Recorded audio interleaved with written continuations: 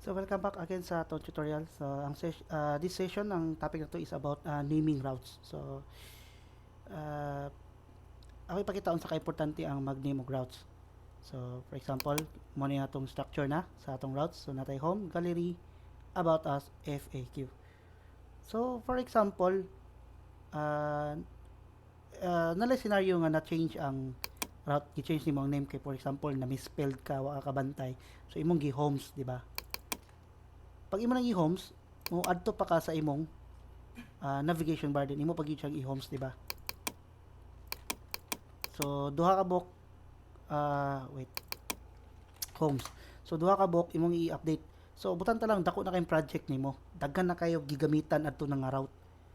So di ba inig-navigate nimo ana i-click mo sa homes, di ba? Imo pa siyang i-update. So pangitaon pa nimo to isa-isa.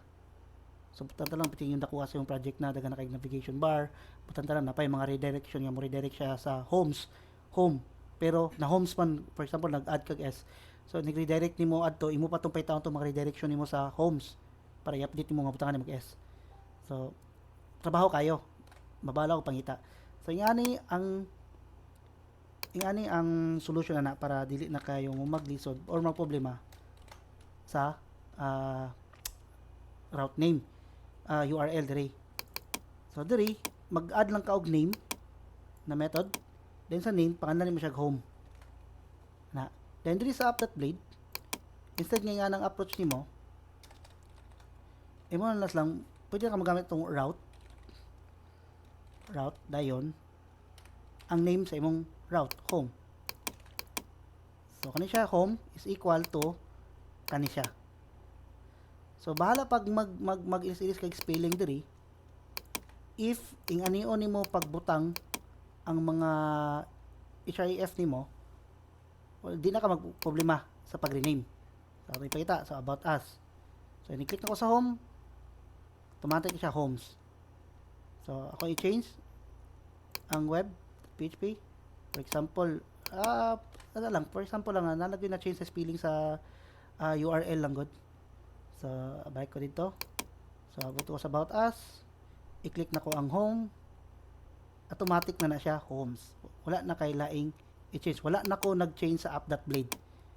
So, ingana ka importante ang magbutang ka og name sa imong route. So, gallery. Ako na po ibutang name.